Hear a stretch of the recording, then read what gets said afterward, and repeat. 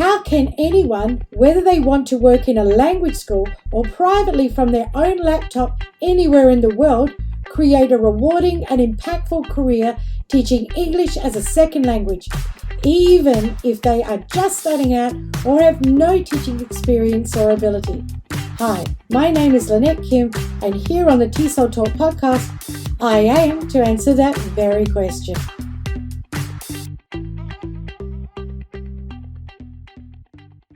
In situations where you have to put together your own lesson plans, it's important to follow some really fundamental basic tips. Now, situations where this comes up, perhaps you're teaching at a school, they have an afternoon program of study, which is like an elective. And so there's no set course book for this.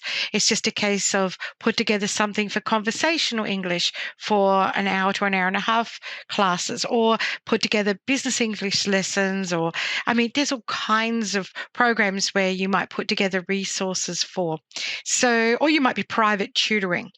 In these instances, making sure that you follow some really good lesson planning tips is vitally important. So, tip number 1, theme.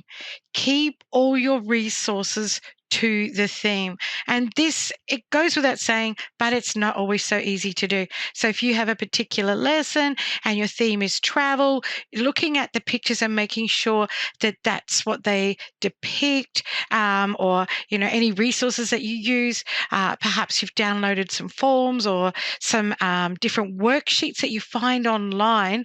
Just make sure that they're not going off track, that they're very, very definitely following the theme of your lesson.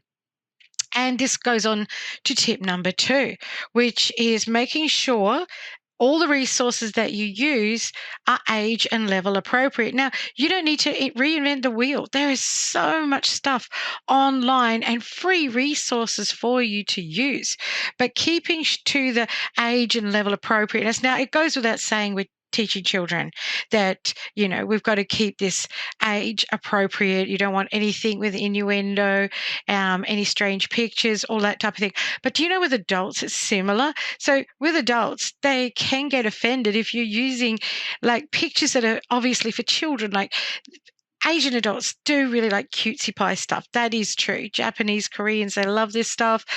But when it comes to their English lessons, they want things that represent real life situations. And so they don't want to be looking at resources that are very clearly might fit the theme, might even fit the vocabulary because they might be low-level adult students. But if it's for children, obviously, and a bit babyish, they won't like it. So your lesson will lose its professionalism. Number 3. What you need to do is also check over pictures that you use for any hidden issues. So these could be age appropriateness again. It could be sometimes cultural sensitivity, being just careful that there isn't something inappropriate that would lead to a cultural clash or misunderstanding, especially if you have multicultural classes. And make sure that pictures or any resources that you use are professional enough, that they've been put together well, and check them for errors. Even if you're making a worksheet yourself, which things like a biography exchange, questions, dialogues, double check yourself. Make sure that there aren't errors in there. Number 4, have a very clear objective. So this is what students are going to learn from this lesson. It's linked to the theme, but it's not the theme. With the objective, you want to make sure you've got vocabulary that fits with that's part of that learning objective that they're going to learn. And it can also be language skills. So just say if the objective was in listening, they were listening for specific information, or if it's speaking, that they are speaking within a certain tone. Like it could be, understanding if someone's complaining or asking a question, that type of thing. So brings us on to our next one, next level. So when we're thinking about putting together lessons, we want them to be age and level appropriate? Absolutely, yes. But you want to always be thinking of the next level because lessons have to progress. We don't want to keep students at their level. The whole goal is for them to learn. So this means that you've got to be thinking, what can I add in to this lesson to ensure that the students are taking a mental leap from the level they're currently at, just say, for example, they're intermediate level students, and now I'm putting something in that they have to do or learn, which is lending them towards making a mental leap into upper intermediate, the next level up. You need to think about that. Quite often, the quickest and easiest way to do this is through vocabulary or idiomatic expressions or contractions, adding in something colloquial. These types of things often are very easily used, and students appreciate this. They'll write down all the new vocabulary, they'll practice it in class, they'll go home and practice it, or check their dictionaries and so forth. So always making sure that you're pushing your students to the next level, not torturing, but definitely pushing them. All right, the next thing though is keep it simple. So by keeping it simple, the lesson plan shouldn't have overly full detail. Keep it bullet point. Just have in your lesson plan, you need to have obviously your introduction. How are you going to present the lesson theme and objective to the students and the relevancy? And then you want to go through for each task that you have in a lesson.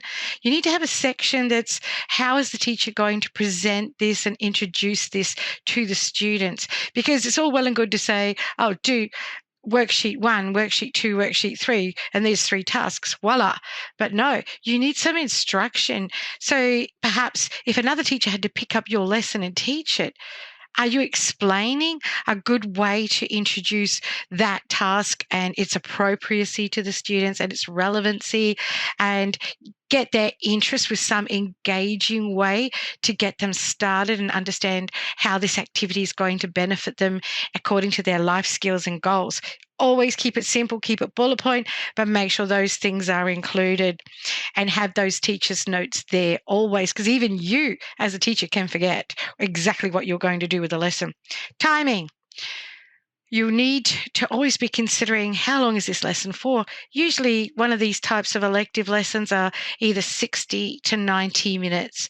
So you need to have enough tasks in the lesson, enough worksheets. It's always good to have more than you need. However, you don't want to be burning through material. You want to make sure you have good enough materials in your lessons, good enough objectives that you can adapt and expand on any given activity and make it into more. So just keep that in mind. This brings me to the next thing. After you've taught through your lesson, you want to make sure there's a review. Few reasons. You want to check for yourself how well the lesson went, that students actually learned, but you need students to understand what it is that they actually learnt in that lesson. The worst thing as a teacher you can have is students to leave your class and for someone like the academic manager of a school to go up to students and say, oh, how was your lesson today? Yeah, it's okay. What did you learn? Oh, I don't know. Nothing.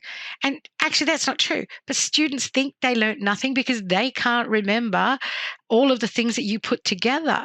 But if you review what was learned at the end of the lesson, so you're reviewing the vocabulary, you're reviewing the context of dialogues, this type of thing, students have that fresh in their minds and they go home happy knowing what they've learned and what the objective was and how to practice that.